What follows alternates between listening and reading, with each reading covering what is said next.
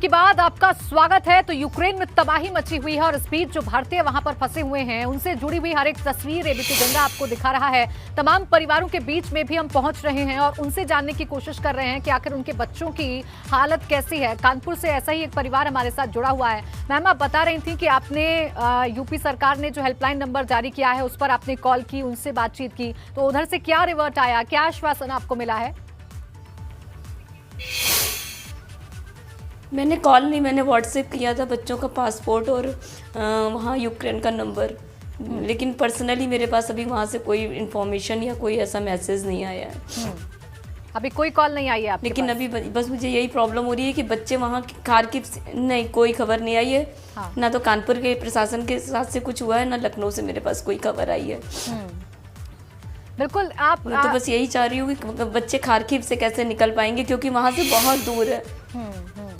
हालांकि कल HN news के चैनल माध्यम से मेरी बात हुई थी उत्तराखंड से, तो उन्होंने, सीमा जी ने कहा था, आश्वासन दिया था कि वो बात पहुंचाएंगे और मोदी जी तक तो उन्होंने बात पहुंचाई भी। बिल्कुल। देखिए, हम भी लगातार बात पहुंचाने की कोशिश कर रहे हैं मैम आपकी, क्योंकि आपकी चिंता को पूरा देश समझ रहा है और उन आंसुओं को भी पूरा देश समझ रहा है कि कैसे एक माँ अपने बच्चों के लिए इस वक्त चिंतित है। पूरा देश चिंतित का हम रुक कर लेंगे जो कि गाजियाबाद में एक परिवार के साथ मौजूद हैं। उनके बच्चे भी यूक्रेन में फंसे हुए हैं। आखिर वो किस तरीके से बता रहे हैं कैसे उनके बच्चे की हालत है। शक्ति, देखिए, बिल्कुल अगर बात की जाए परिवार की, देखिए परिवार इस समय डरा जरूर हुआ है क्योंकि वहाँ युद्ध है और युद्ध किस तरह का है वो यहाँ ये लाइव तस्वीरें भी आजकल देखने को मिल रही है। तो तस्वीरें देखने के बाद भावुक जरूर हो जा रहे हैं। हालांकि आजकल सोशल मीडिया का माध्यम से वहाँ की तस्वीरें, बच्चे से बात हो जाती है तो संतुष्ट जरूर हो जाते हैं कि हमारा बच्चा अभी सही सलामत है। बात हम कर रहे हैं दादी से, हम बात कर रहे हैं। दादी, जब बात उससे हो रही है तो बात होने के बाद आपको ये तो होगा कि हमारा बच्चा सही सलामत है। जी तो घबरा रहा है, बिल्कुल। लेकिन यहाँ हमारी जो भारत की सरकार है वो भी लगी हुई है। तो सरकार से आप क्या कहना चाहेंगे अगर सरकार की बात? हमारा बच्चा हमारे घर वालों चाहिए, मेरे पास। आपके पास आएगा, आप रोए ना, आप धैर्य रखें, आप रोए ना, आपके पास जरूर आपका बच्चा आएगा। आपका नहीं, आप जितने भी बच्चे हैं भारत के, वो सभी बच्चे वापस आएंगे। ये हम भी कहते हैं, अपने माँ बापू दोनों सब हमारे चैनल के माध्यम से हम सिर्फ और सिर्फ उन परिवारों के पास इसीलिए आज जा रहे हैं कि उनका हम धैर्य बांध सके। हम भी चाहते हैं कि सभी बच्चे वापस आ जाएं। सबके माँ बाप तड़प रहे होंगे जैसा मैं तड़प रही। दादी देखिए, आप रोए मत, आप बिल्कुल रोए मत। देखिए, परिवार है, आप समझ सकते हैं कि युद्ध का वहाँ माहौल है और युद्ध वहाँ हो रहा है। तो भावुक दादी हैं और दादी किस तरीके से अपने पोते को बुलाने के लिए, दादी की आंखों में आंसू हैं। आप देख सकती हैं कि दादी की आंखों में आंसू। दादी ये भी कह रही हैं कि मेरा बच्चा नहीं, सबके बच्चे वापस आने चाहिए। हालांकि जो सरकार है, अगर बात की जाए, जो उनके पिताजी से हमारी बात हुई तो यहाँ के जो एसडीएम हैं उनका फोन जरूर आया था आपसे। जब फोन आया तो फोन पर क्या आश्वासन दिया एसडीएम साहब ने? एसडीएम साहब ने मेरे से कहा कि घबराओ मत, हम पूरा प्रयास कर रहे हैं, पूरा सरकार से पूरे हम टच में हैं और जल्द से जल्द हम आपके बच्चे को, हमने कहा कि हमारे बच्चे नहीं, सभी बच्चे हमारे साथ हैं, हमारे पास आने चाहिए। अब सभी बच्चे हमारे हैं, खाली हमारा बच्चा तो हमारा बच्चा नहीं, अब तो जितने भी वहाँ बच्चे हैं सब हमारे बच्चे हैं। हम उसके पास में जो हमारा लड़का है करीब 100 बच्चे हैं वहाँ उसके साथ में। तो हम तो यही चाहेंगे कि वे सारे बच्चे अब अपने घर पे अपने परिवार के साथ आ जाएं। तो किस जगह हैं वो अभी क्या बताया उसने, किस स्थान पर इस समय वो मौजूद है? वो दिनूपुरा सिटी पड़ती है, यूक्रेन में दिनूपुरा सिटी पड़ती है, उसी में ही वहाँ पे है वो। और मेरी बात 11 बजे हुई थी उससे, 11 बजे के आसपास। तो वो बोल रहा था ठीक है, कोई दिक्कत नहीं, देखो बच्चा है वो तो हमें थोड़ा ऐसा करेगा, वो उतना था, ये कह रहा कोई बात नहीं, ठीक है, कोई तुम टेंशन क्यों ले रहे हो। पर हमें तो देखो, हम जैसे हालत देख रहे हैं, जो देख रहे हैं टीवी पे देख रहे हैं जैसे, तो देखो सब हमें भय तो है ही, कब कुछ किसी भी समय कुछ भी हो सकता है। तो देखो हम घबराए। आप भी आश्वासन रखें क्योंकि आज बहुत सारे बच्चे वापसी लौट रहे हैं, अपने वतन वापसी लौट रहे हैं। तो आपका बच्चा भी जरूर लौटेगा। आप प्लीज सबसे पहले तो धैर्य बना के रखें क्योंकि आप सब समझते हैं, आप हालातों को भी समझते हैं, हालात वहाँ के जैसे भी हैं, लेकिन देश के प्रधानमंत्री ने ये भी कहा है कि आप अगर तिरंगा झंडा रखेंगे तो कोई आपको छुएगा नहीं। आपको विश्वास तो है ना सरकार पर? नहीं, सरकार पे विश्वास है। मैंने बात की थी जो हमारे उसके सर है, तो उन्होंने कहा था कि मगर सर ऐसे ऐसे बात हो रही है, कहने लगा कि हमें बॉर्डर तक जाने के लिए 17 से 18 घंटे चाहिएंगे, तो हम इतना बड़ा रिस्क बिल्कुल देखिए, बिना उसके परिवार कैसे ले लें? आश्वस्त है, अपने आप को संभालने की कोशिश भी कर रहा है, लेकिन बच्चे की चिंता है, इसलिए आंसू बरबस आंखों से निकल ही आते हैं। बने रहिए आप हमारे साथ सभी लोग। इस बीच यूक्रेन की कुछ और तस्वीरें दिखाते हैं कि किस तरीके से वहां पर तबाही का मंजर है। आप देखिए किस तरीके से यहाँ पर ब्लास्ट हो रहे हैं और ये काला जो गुब्बार है धुएं का, इस बात की तस्दीक कर रहा है कि तबाही अपने चरम पर है और इस तबाही का खामियाजा यूक्रेन इस वक्त भुगत रहा है। ये गाड़ी है जिसमें ये धुआं उठता हुआ नजर आ रहा है और आप समझिए कि जिस सड़क पर ये गाड़ी है वहां के आसपास के जो लोग हैं उनके अंदर किस तरीके से दहशत पैदा हुई होगी, वो किस तरीके से पैनिक हो रहे होंगे, वहां की सिचुएशन कैसी होगी, आप इन तस्वीरों को देखकर अंदाजा लगा सकते हैं। रूस के रॉकेट ने किस तरीके से यूक्रेन में तबाही मचाई है वो लगातार आप देख रहे हैं। इस हमले की हर एक तस्वीर हम आपको दिखाने की कोशिश कर रहे हैं। हालांकि ये तस्वीरें आपको डरा सकती हैं, अंदर तक खिला सकती हैं, क्योंकि तस्वीरें बहुत भयावह हैं। हर एक तस्वीर यूक्रेन से जो आ रही है वो तस्वीरें मानवता के लिए कहीं ना कहीं एक ऐसी तस्वीर है जिसकी वजह से परेशानियां बढ़ती हैं, दिल में दहशत बढ़ती है और चिंताएं बढ़ जाती हैं और सवाल खड़े हो जाते हैं कि आखिर ये किस युग की तरफ हम आगे बढ़ रहे हैं। बहरहाल यूक्रेन में रूस ने हमला किया है और लगातार वहां पर जो तबाही इस वक्त फैली हुई है उसकी एक एक तस्वीर हम आपको दिखा रहे हैं। तो देखिए, लगातार जो परेशान परिवार हैं उनसे हम जुड़ने की कोशिश कर रहे हैं और एबीपी गंगा की कोशिश यही है कि हम इस मुश्किल घड़ी में उनको संबल प्रदान कर सकें और इसीलिए तमाम परिवारों के बीच में हम जा रहे हैं। उत्तराखंड में भी पहुंचे मेरे सहयोगी रवि वहां पर मौजूद है। रवि, जरा जानिए उस परिवार से कि कब आखिरी बार बात हुई, कितने लोग और हैं उनके बच्चे के साथ और क्या कुछ बच्चे ने कहा है? बिल्कुल प्राची, देखिए नमिता धीमान जिनका परिवार हमारे साथ है, उनके पिता हैं, माँ हैं, उनका भाई है और लगातार इंतज़ार है कि कब वो वहाँ से वापस लौटें और तमाम परिवार चिंतित भी हैं। आपने सरकार को कब जानकारी दी थी और वहाँ से कोई रिस्पांस क्या मिला है आपको? कल दिन में मैंने 112 पे कॉल की थी, तो उसके बाद मयूर बिहार थाने से फ़ोन आया था कि जो कोई भी जानकारी हुई तो हम आपको अपडेट करेंगे। तो उसके बाद फ़ोन आ गया था, लेकिन उसके बाद फिर अभी कोई जानकारी नहीं उसके मिली। अच्छा, नमिता की माँ हमारे साथ हैं।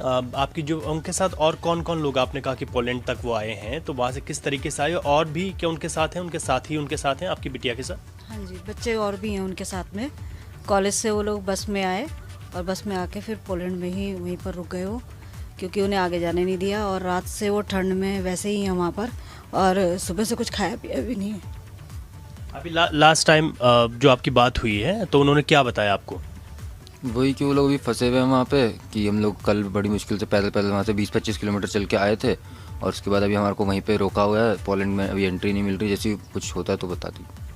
बिल्कुल, देखिए पूरा परिवार लगातार चिंतित है और ऐसे 188 परिवार अभी तक उत्तराखंड में चिन्हित किए गए हैं जिनके बच्चे ख़ास तौर पर मेडिकल की पढ़ाई वहाँ पर करते हैं और तमाम जो है आंखों में आंसू भी हैं और जो माँ की चिंता है, भाई की चिंता है, पिता की चिंता है, वो तमाम चीज़ें देखने को मिल रही हैं। हर एक जगह से, हर एक इलाकों से इस तरीके की तस्वीरें हैं। ये उत्तराखंड की तस्वीरें हैं और उत्तराखंड से तमाम ऐसे परिवार हैं जिनके बीच एबीपी गंगा भी है, उनको अपडेट भी कर रहा है, साथ ही साथ ढांढस बनाने की कोशिश भी है।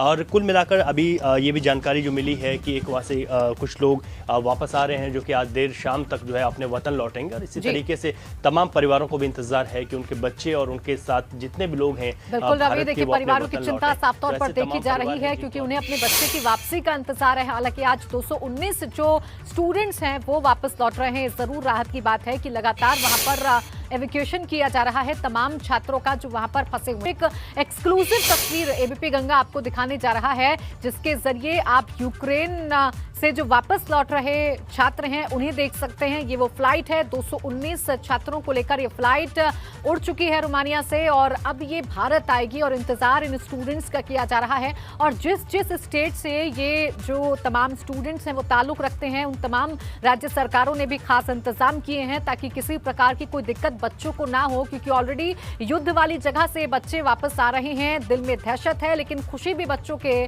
जहन में है कि वो अब अपने वतन वापस लौट रहे हैं एक ऐसी जगह से जहां हर वक्त हर जगह तबाही का मंजर देखने को मिल रहा है। 219 स्टूडेंट्स हैं जो वापस लौट रहे हैं और ये उस फ्लाइट के अंदर की तस्वीरें हैं जिसमें 219 छात्र सवार हैं। वो आज भारत लौट आएंगे, अपने वतन वापस लौट आएंगे और बहुत जल्द फिर अपनों के पास भी होंगे, यानी अपने परिवारों के पास भी होंगे। अभी फिलहाल 219 छात्रों ने उड़ान भरी है, बाकी छात्रों को भी लगातार इवैक्यूएट करने की कोशिश की जा रही है, उनको भी अपने वतन लाने की कोशिश की जा रही है। तमाम जो सरकार है वो पूरी तरीके से प्रयासरत है और खुद विदेश मंत्री ने ये जानकारी साझा की है। ये उनका ऑफिशियल बयान है कि लगातार हम ग्राउंड पर हमारी टीम काम कर रही है और कोशिश की जा रही है कि जहां जहां पर भारतीय छात्र फंसे हुए हैं वहां उन्हें कोई दिक्कत ना हो, उन्हें राहत सामग्री पहुंचाई जाए, उन्हें खाने पीने की चीजें पहुंचाई जाए और वो लोग सुरक्षित रहें।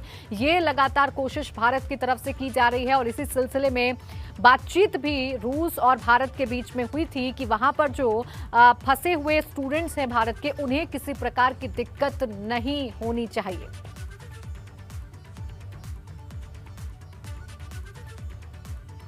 आवाज आ रही है, नज़दीक से आ रही है, खासतौर पर पश्चिम के इलाके से और दक्षिण के इलाके से इस तरफ से ये आवाज़ें ज़्यादा आ रही हैं और कीव को लगभग तीन तरफ से जो है वो एनसर्कल किया गया है। हालांकि लोग इस शहर से अब जो वेस्टवर्ड है यानी पश्चिम की तरफ का जो रास्ता है जो आगे तक की तरफ जाता है, जो खासतौर पर वेस्टर्न बॉर्डर है, वहाँ से निकलने की लोग कोशिश कर रहे हैं, लेकिन लंबा जाम लगा हुआ है। एक बड़ा संकट इस समय आ रहा है। जो लोग यहाँ से शहर से निकलना चाहते हैं उनके सामने बड़ी चुनौती आ रही है और वो है ईंधन की चुनौती।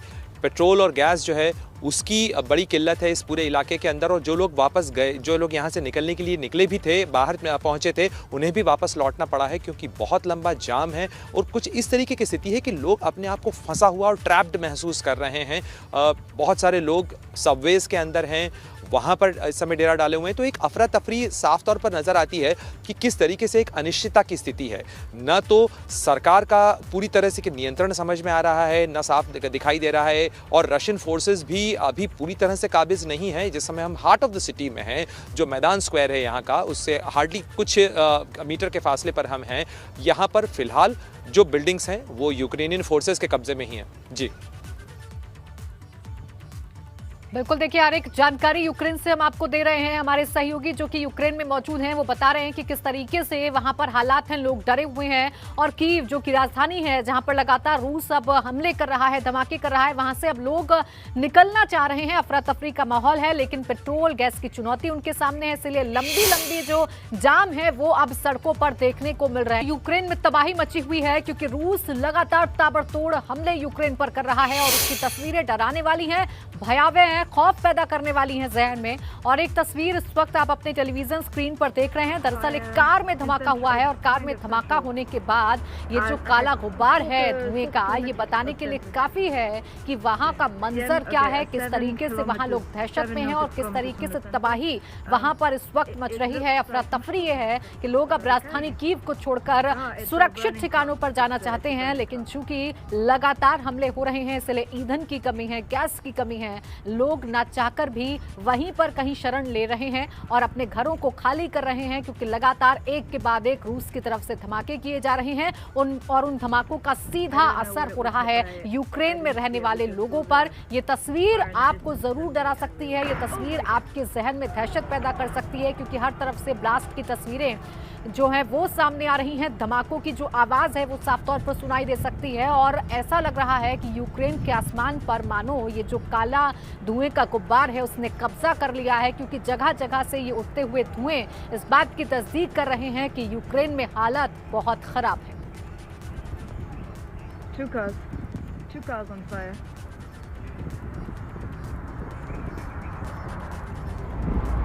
तो एक एक तस्वीर हम आपको दिखाने की कोशिश कर रहे हैं और ये बता रहे हैं कि यूक्रेन में हालात कितना भयावह है। It's not clear what happened. I don't know if it was bombed. आपको उत्तर प्रदेश के कुशीनगर लिए चलते हैं जहां मुख्यमंत्री योगी आदित्यनाथ संबोधित कर रहे हैं। राशन का डबल डोज मिल रहा है कि नहीं मिल रहा है? भेदभाव तो नहीं हो रहा है? देखो सच बोलना, मैं तो आपके घर का हूं। कोई भेदभाव तो नहीं होता है? पांच लोग क्यों बोलते हैं कि भेद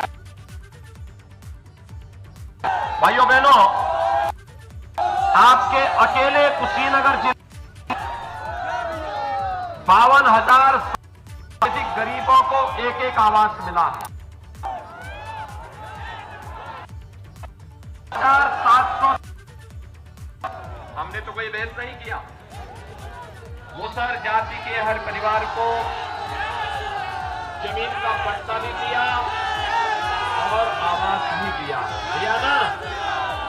देखो, जब भूख से मौत यहां होती थी सपा की सरकार के समय और बसपा की सरकार के समय, तो भाइयों बहनों हालचाल लेने के लिए आता था, सपा बसपा के लोग नहीं आते थे। तब तो मैं सांसद था ना, मेरे साथ भाजपा और हिंदुया वाहिनी के कार्यकर्ता ही आते हैं। विजय दुबे, राजेश्वर सिंह, चंद्र प्रकाश, ये सभी लोग मेरे साथ रहते थे और एक एक परिवार का तब भी हालचाल लेते थे, उनकी सहायता करते थे, उनके लिए आंदोलन करते थे ना। आज तो कोई भूख से नहीं मर रहा है ना। हर गरीब को मकान देने का वायदा भारतीय जनता पार्टी सरकार ने पूरा किया ना। मुझे बताओ, 5 साल पहले 2017 के पहले क्या आपको बिजली मिलती थी? आज तो आती होगी। आ रही है बिजली? थोड़ा दोनों हाथ ला करके बोलो। अगर आ रही है तो दोनों हाथ ला करके बोलो, नहीं आ रही है तो वही बोलो। आ रही है ना? अब आती है, जाती नहीं है। पहले आती नहीं थी, अब जाती नहीं है। क्या अंतर है? यही फर्क है। पहले बिजली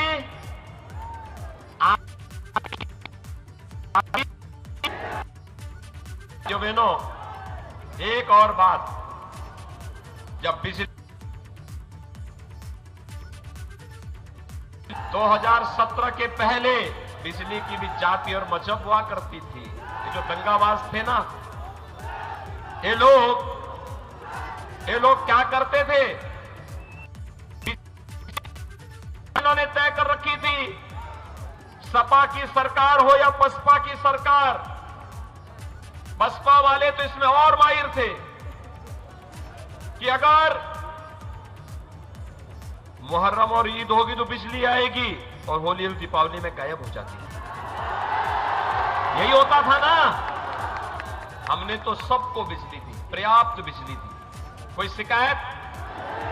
मकान में कोई शिकायत? राशन में कोई शिकायत? ये दाल, रिफाइंड तेल, नमक, ये भी मिल रहा होगा ना।